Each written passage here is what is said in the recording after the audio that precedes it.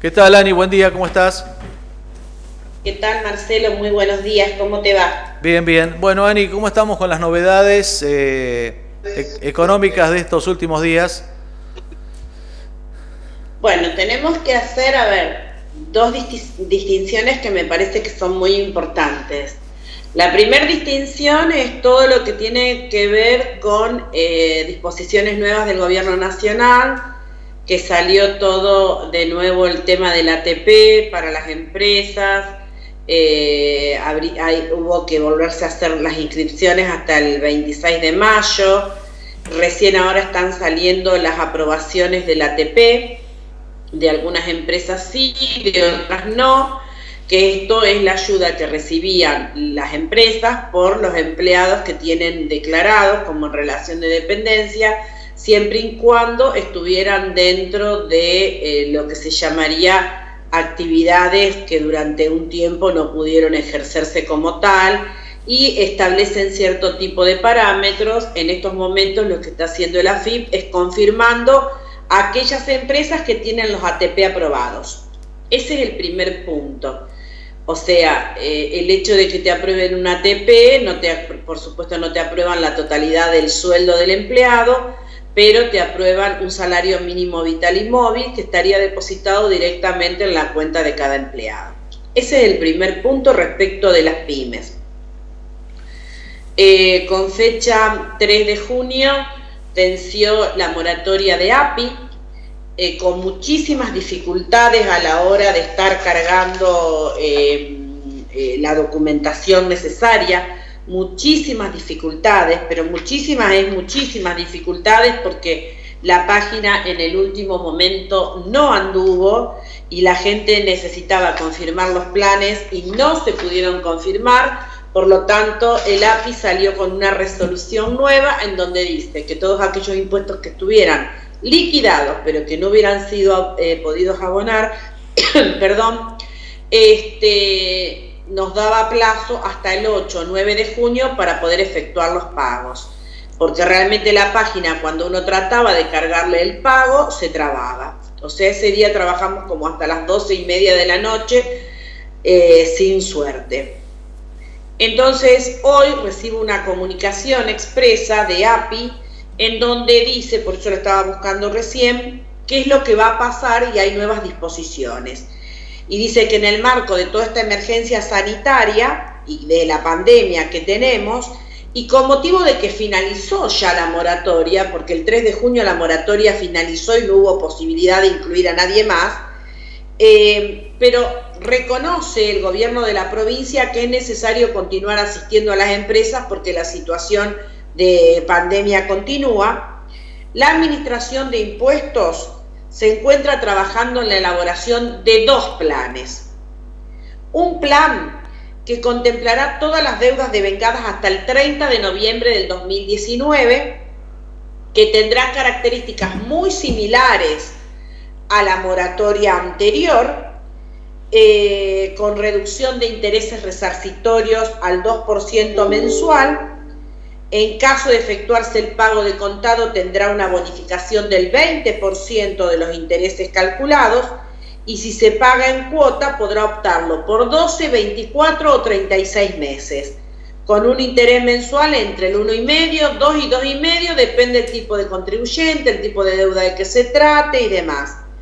Y también se va a establecer una reducción dentro de ese plan de las sanciones por incumplimientos a los deberes formales, como también de las infracciones materiales. O sea, el API estaría lanzando, entre comillas, un nuevo plan de facilidad de pago en donde tendría ciertas características similares a la moratoria anterior. Similares, no iguales. Pero por otro lado, como también reconoce que en esta etapa de pandemia, entre el mes de enero del 2020 y mayo del 2020, hay gente que quiso pagar sus impuestos, pero no lo pudo hacer por cuestiones de que sus comercios trabajaron la mitad, por cuestiones de que no pudieron recaudar lo necesario para pagar los impuestos. Sacaría el API otro plan de pago orientado a otorgar un beneficio adicional para aquellos contribuyentes que por motivo del COVID, por supuesto, se encontraron en la dificultad de cumplir con sus obligaciones fiscales. Y esto abarcaría deudas desde diciembre del 2019 hasta mayo del 2020. Ahora, este plan no va a tener una extensión en esa cantidad de cuotas, sino que lo va a poder hacer en 6 cuotas sin interés de financiación y en 12 cuotas con un interés de financiación del 0,5%.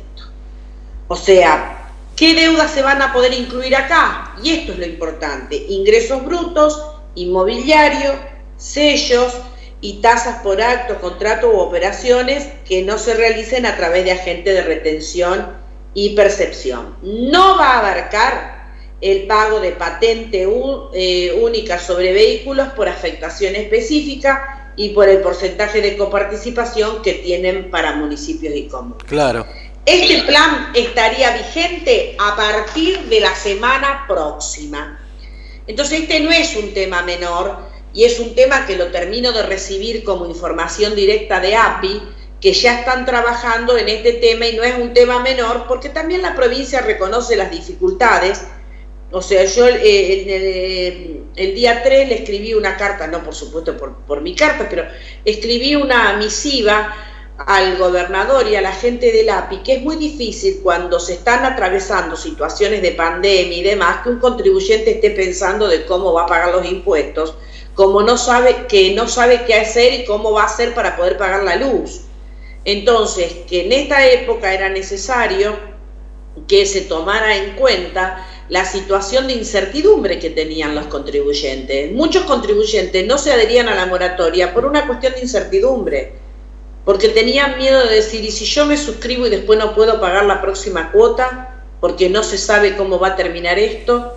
Entonces, bueno, también hay que entender la situación de los contribuyentes. Por suerte la provincia esa situación la vio, la contempló, y ahora va a estar posiblemente instrumentando un plan a partir de la semana próxima.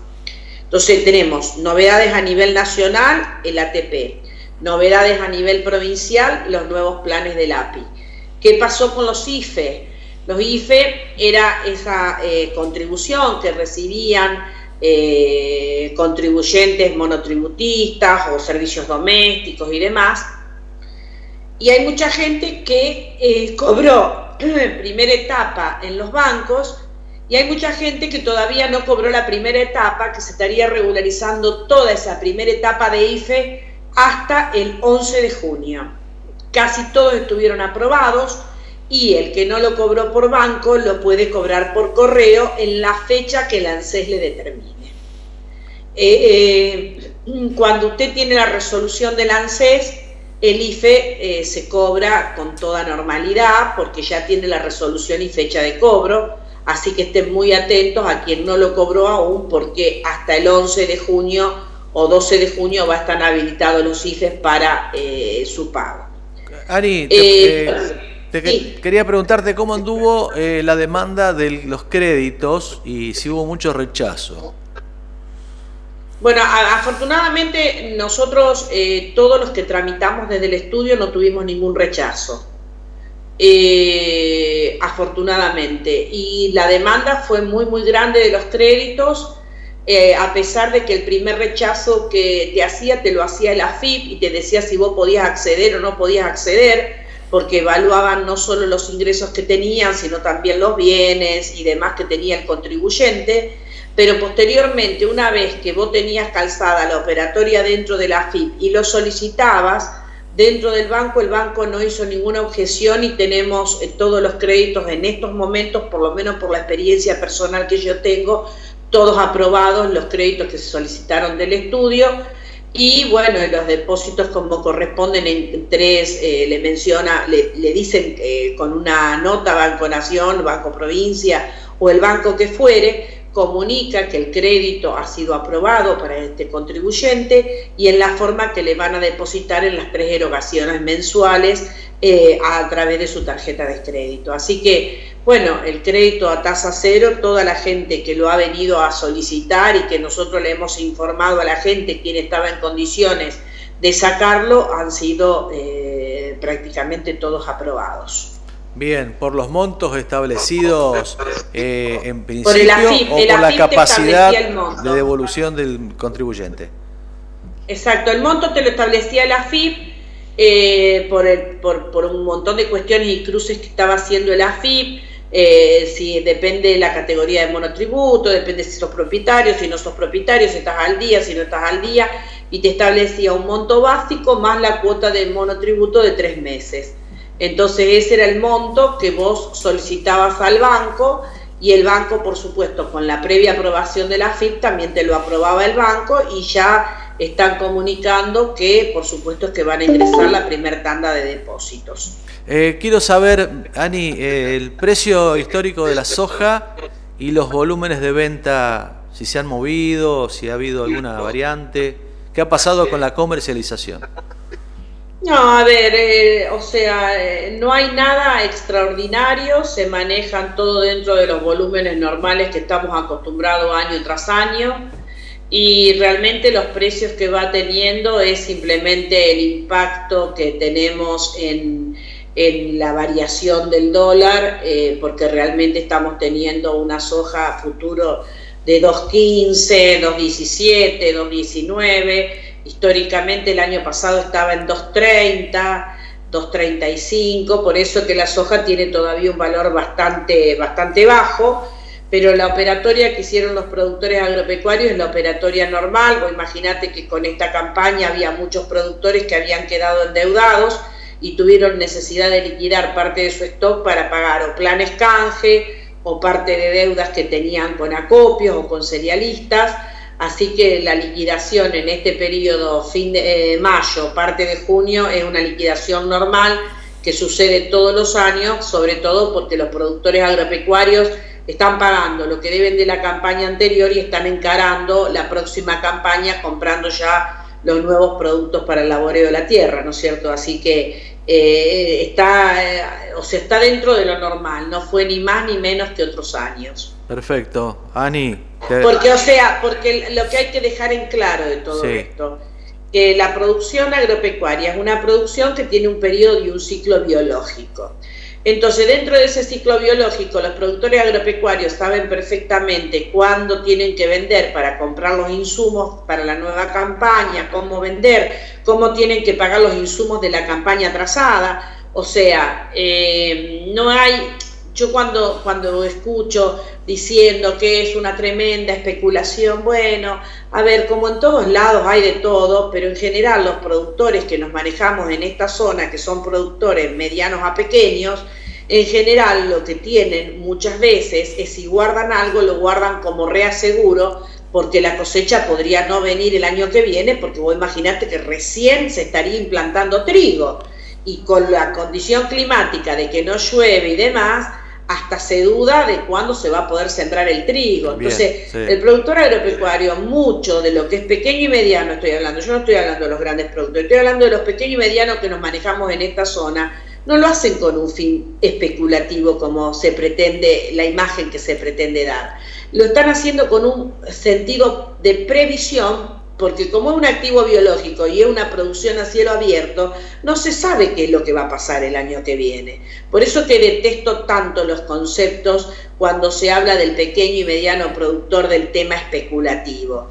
Especular se especula con otra cosa, no con la producción o con lo que le da de comer a un montón de gente dentro de las localidades pequeñas como esta, y que son un motor que activa la economía. ¿Cómo se están, ya para cerrar, cómo se están manejando los productores de cerdo, los productores de ganado vacuno? ¿Hay un sobrestock, hay movimiento? Estamos con un problema, el tema es cerdo, tenemos realmente no hay una sobreoferta en el tema cerdo, está el sector bastante complicado, porque los precios quedaron medio planchados y en estos momentos hay sobreoferta. El cerdo es un negocio muy muy cíclico, que por momentos está muy bien y por momentos está muy mal. Es un negocio de muchísimos altibajos y muchísima vulnerabilidad. Así que bueno, el tema de producción de cerdo está un poco más complicada, diría. Y el tema de producción vacuna está con un rasgo de estabilidad.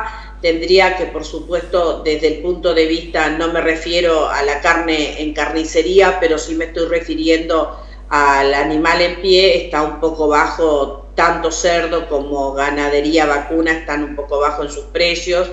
Cuando uno determina costos de producción y todo eso, el número no es tan, ¿cómo se podría decir?, tan alegórico como para decir, bueno, estamos en el mejor de los mundos. Son tareas que también demandan mucha mano de obra, mucho trabajo, y entonces eso tiene un costo que muchas veces a los productores se les está haciendo difícil poder asumir.